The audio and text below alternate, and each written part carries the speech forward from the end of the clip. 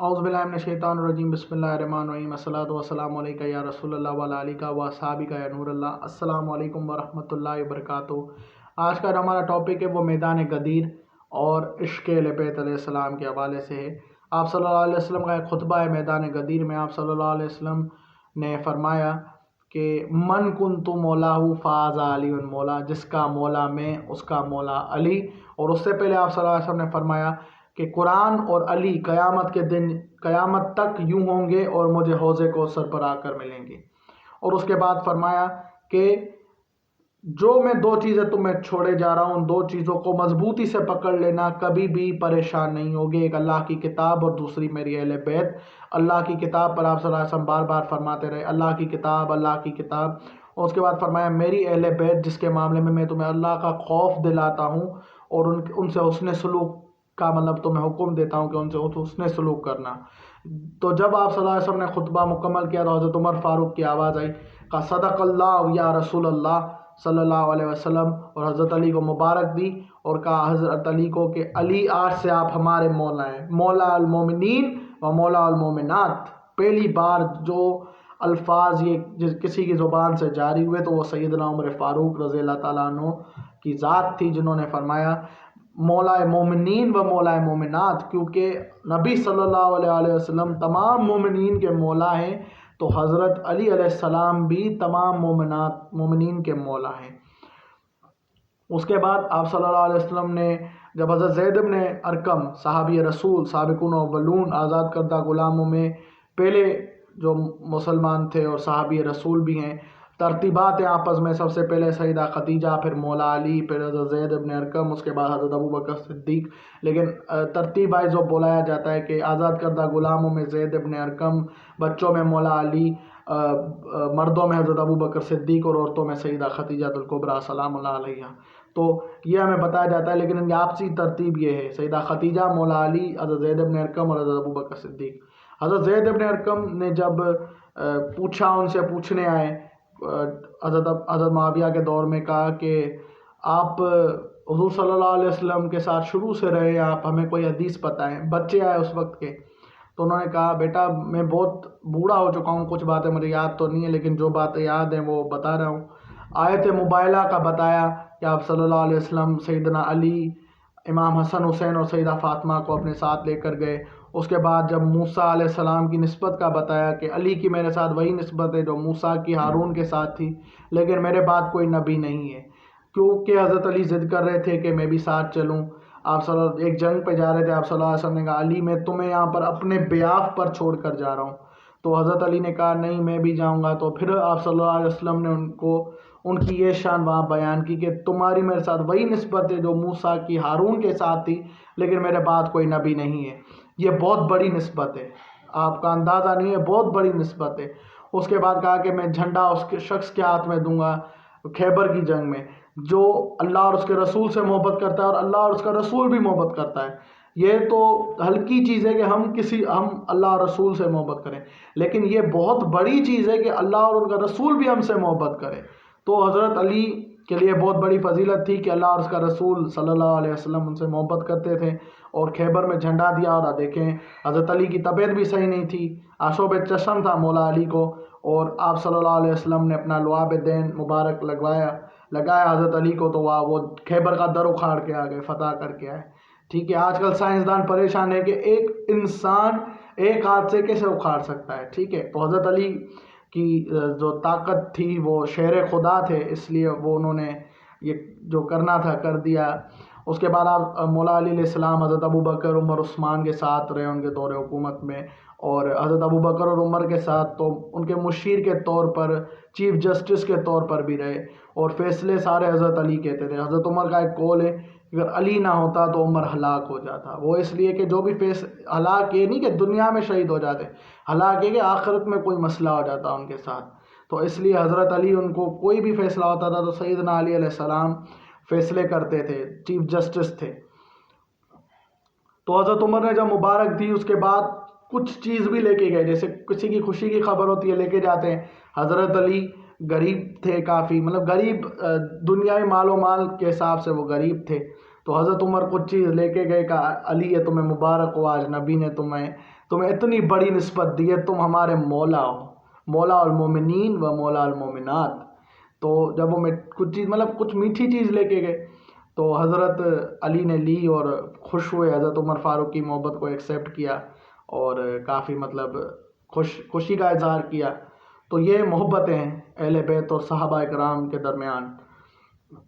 اس کے علاوہ حضرت ابوبکر صدیق کا قول ہے صحیح سند کے ساتھ کہ نبی صلی اللہ علیہ وسلم کے قرب کو ان کے اہل بیت کے قرب میں تلاش کرو، ٹھیک ہے۔ تو وہ چیپٹر امام بخاری امام حسن اور حسین کی فضیلت میں لائیں، ٹھیک ہے۔ لیکن اب حضرت زید بن ارقم سے کہا کہ آیت مبینہ میں لے کر گئے آپ صلی اللہ علیہ وسلم سیدہ فاطمہ، مولا علی اور امام حسن اور حسین کو، تو کیا نبی کی زوجہ اہل بیت نہیں ہے؟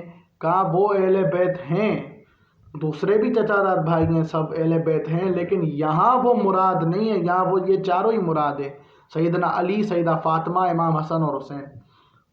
تو یہ سب باتیں ہوئیں۔ اور سیدہ عائشہ بھی راویہ حدیث ہے، انہوں نے فرمایا کہ آپ صلی اللہ علیہ وسلم اپنے گھر میں موجود تھے، کالی چادر ان کے پاس تھی، حضرت علی آئے ان کو بٹھایا، سیدہ فاطمہ آئے ان کو بٹھایا، امام حسن حسین آئے ان کو بٹھایا اور فرمایا یا اللہ میں ان سے محبت فرماتا ہوں، یہ میرے اہل بیت ہیں، تم بھی اللہ تعالیٰ آپ بھی ان سے محبت فرمائیں۔ تو یہ آپ صلی اللہ علیہ اور راویہ حدیث ام المومنین سیدہ عائشہ سلام اللہ علیہا۔ اس کے بعد حضرت زید بن ارقم نے یہ ساری حدیثیں سنائیں۔ اس کے بعد کہا کہ میں علی بن ابو طالب کے حوالے سے جو حدیثیں تم کو بتائی ہیں یہ مجھے یاد تھی، باقی حدیثیں بچوں میں بھول گیا، مجھے یاد نہیں رہیں۔ تو وہ چلے گئے بچے، وہ سن گئے، اور دور حضرت امیر معاویہ کا تھا، ٹھیک ہے، تو وہ بچے حدیث سن کے وہ چلے گئے وہاں سے۔ تو یہ سب باتیں ہوئیں، حضرت زید بن ارقم نے کھل کر حق بیان کیا اور تمام باتیں جو ہیں وہ بتائیں ان بچوں کو جو پوچھنے آئے تھے ان سے، سیدنا علی علیہ السلام کی شان کے حوالے سے، اور اہل بیت کی جو شان ہے، مرتبہ ہے، وہ واضح ہے۔ آپ صلی اللہ علیہ وسلم نے فرمایا فاطمہ میرے جگر کا ٹکڑا ہے، جس نے اس کو اذیت دی اس نے مجھے اذیت دی۔ اور سیدہ فاطمہ سلام اللہ علیہا اور مولا علی علیہ السلام کا ایک بات پر جو میں نے لاسٹ ویڈیو میں بھی مینشن کی تھی، ایک چھوٹی سی بات تھی جس پر جھگڑا ہو گیا کہ آپ صلی اللہ علیہ وسلم زیادہ محبت کس سے کرتے ہیں، تو آپ صلی اللہ علیہ وسلم نے فرمایا پیارا تو علی ہے لیکن محبوب تم ہو، سیدہ فاطمہ کو کہا۔ تو دونوں کو الگ الگ ٹائٹل دیا، کسی کو بڑھایا نہیں، ایک دوسرے سے محبت کا اظہار دونوں سے کیا، ٹھیک ہے۔ تو محمد صلی اللہ علیہ وسلم نے حضرت علی علیہ السلام کی پرورش وہاں ہوئی، ٹھیک ہے۔ یہ چیزیں لوگ کہتے ہیں کہ حضرت بچوں میں حضرت علی پہلے ایمان قبول کرنے والے تھے، اگر ہماری کوئی اولاد ہو تو جب وہ بڑا ہو ہم کیا بولے گی ابھی مسلمان ہوا ہے؟ نہیں نا، جب پیدا ہوتے ہی وہ مسلمان ہے، کیونکہ وہ ایک مسلمان کی اولاد ہے، ٹھیک ہے۔ تو حضرت علی علیہ السلام حضرت ابو طالب علیہ السلام کے بیٹے تھے، اور آپ صلی اللہ علیہ وسلم کے ساتھ جب پرورش ہوتی تھی حضرت علی کی تو حضرت ابو طالب بلاتے تھے علی کیا کر رہے ہو؟ اس ٹائم نماز فرض نہیں ہوئی تھی، کہا بابا نماز پڑھنا ہے، وہ بتاتے تھے طریقہ جس طرح پڑھتے تھے، تو کہا پڑھتے رہو۔ لوگ کہتے ہیں کہ ایمان نہیں تھا، یہ نہیں تھا، ایمان نہیں تھا تو اجازت کیوں دی حضرت علی کو؟ ایمان تھا تبھی اجازت دی نا۔ اور نبی صلی اللہ علیہ وسلم ہر سال اس سال کو یاد کر کے گریہ زاری کرتے تھے جب اسی سال حضرت ختیجہ کا بھی وصال ہوا، پردہ فرما گئی، اور حضرت ابو طالب علیہ السلام کا بھی وصال ہوا، وہ بھی پردہ فرما گئے۔ تو دونوں اس سال کو نبی صلی اللہ علیہ وسلم نے غم زدہ سال قرار دیا اپنے لیے۔ تو کافی ساری باتیں ہیں، عشق اہل بیت علیہ السلام، اہل بیت کی محبت ہمارے ایمان کا حصہ ہے۔ حضرت عمر فاروق کے پاس امام حسن اور حسین ملنے کے لیے گئے تو ان کے بیٹے حضرت عبداللہ ابن عمر رضی اللہ تعالیٰ عنہ ویٹ کر رہے تھے، لیکن پھر جب حضرت عمر کو کسی نے بتایا حسن اور حسین انتظار کر کے چلے گئے، تو حضرت عمر فاروق رضی اللہ تعالیٰ عنہ نے اپنے بیٹے حضرت عبداللہ ابن عمر کو بھیجا، کہا جاؤ حسن اور حسین کو لے کے آؤ۔ تو وہ لے کے آئے، کہا تم آ جاتے اندر؟ کہا آپ ضروری بات کر رہے تھے؟ کہا بیٹا بات سنو، یہ جو منصب ملا ہوا ہے یہ تمہارے نانا کی وجہ سے ہی ملا ہوا ہے، تم سے کیا ویٹ کرانا؟ کہا آپ کے بیٹے ویٹ کر رہے تھے۔ کہا میرے بیٹے کا تمہارے ساتھ کیا مقابلہ؟ تو امام حسن اور حسین چپ ہوئے، کہا بیٹا جو ملا ہوا ہے تمہارے نانا کی دعاؤں سے ملا ہوا ہے، اور تمہیں انتظار کرواؤں گا میں، جو بھی بات تھی گئی، تم آؤ پہلے تم اپنی بات بتاؤ، ٹھیک ہے۔ اس کے علاوہ حضرت عبداللہ ابن عمر کھیل رہے تھے حضرت امام حسین کے ساتھ، تو انہوں نے کہا حضرت عمر کو کہ تم میرے نوکر کے بیٹے ہو. تو حضرت عبداللہ ابن عمر گئے، کہا بابا حسین ایسے کہہ رہے ہیں. پہ قلم اور کاغذ دیا، کہا لکھوا کر لاؤ. جب وہ لکھوا کر لائے تو حضرت عمر نے کہا جب میں اس دنیا سے جاؤں نا تو یہ میری قبر میں رکھ دینا کہ میں ان کے در کا نوکر ہوں. ٹھیک ہے، تو وہ محبت کا اظہار تھا. حضرت عمر فاروق رضی اللہ تعالیٰ عنہ نے محبت، عاجزی ایٹیٹیوڈ تھا، اور تبھی دیکھیں ان کی عاجزی طبیعت تھی، تبھی وہ اسلام کی طرف آئے. ابو جہل کو جب جنگ بدر میں مارنے کے لیے ان کے یا سینے پر چڑھے ایک صحابی رسول، نام مجھے یاد نہیں آ رہا ابھی، تو اس نے کہا کہ میری گردن کو یہاں سے کاٹو. ایک سردار کی گردنیں مرنے کے بعد بھی اونچی نظر آئے، تو اس لیے انہیں ہدایت نہیں ملی. حضرت عمر کو مل گئی کیونکہ ان کی طبیعت میں عاجزی تھی. جذباتی ہوتے تھے حضرت عمر بعض اوقات، لیکن انہیں سمجھانے کے لیے حضرت ابو بکر صدیق کے دور حکومت میں، جب آج نبی کے سامنے تو نہیں ہوتے تھے لیکن حضرت ابو بکر کے ساتھ ہو گئے تو وہ انہیں صحیح بات کہہ دیتے تھے. پھر حضرت علی وہ اس لیے انہوں نے اپنے ساتھ رکھا کہ حضرت علی کی بھی جذباتی طبیعت تھی، لیکن وہ کردار کے ہر چیز کے ان کی طبیعت ٹھنڈی رہتی تھی حضرت عمر کے متعلق. اذان کا وقت ہوا، نماز کا ٹائم ہے. اب جو لوگ کہتے ہیں صرف عشق علی کافی ہے، تو عشق علی کے لیے نماز کا ہونا بہت ضروری ہے. حضرت علی علیہ السلام نماز پڑھ رہے تھے اور ان کے پاؤں میں کانٹا یا کچھ ہوتا ہے نا، جو ہم ننگے پاؤں چلتے ہیں کوئی چیز لگ جاتی ہے پاؤں میں، تو نکالا ایک صحابی نے. تو دوسرے نے کہا یار تمہیں دیکھ رہی ہو یہ نماز پڑھ رہا ہے. کہا سنو، اگر ہم نماز کے باہر نکال دیں تو انہیں تکلیف ہوتی. نماز پڑھے تھے ہم نے نکال لی. کہا پھر ابھی تکلیف نہیں ہوئی ہوگی انہیں. انہوں نے کہا اگر یہ ایک سوئی کی کانٹے کی جگہ اگر تلوار بھی ہوتی وہ بھی نکال دے وہ بھی ان کو تکلیف نہیں کرتی. کہا وہ کیوں؟ بولا یہ نماز میں ایسے مگن جب پڑھتے ہیں، نماز ایسے مگن ہو کے پڑھتے ہیں، مطلب اللہ کے عشق میں ڈوب کے نماز پڑھتے ہیں، ان کو کوئی بھی تکلیف نماز کے ٹائم ان کو تکلیف نہیں لگتی. تو مولا علی کی تو نماز ایسے تھی، اذان کی آواز آتی تھی کب کبھی طاری ہو جاتی تھی مولا علی پر. حضرت عمر نے فرمایا یا علی آپ ایسے کیوں کر رہے ہیں؟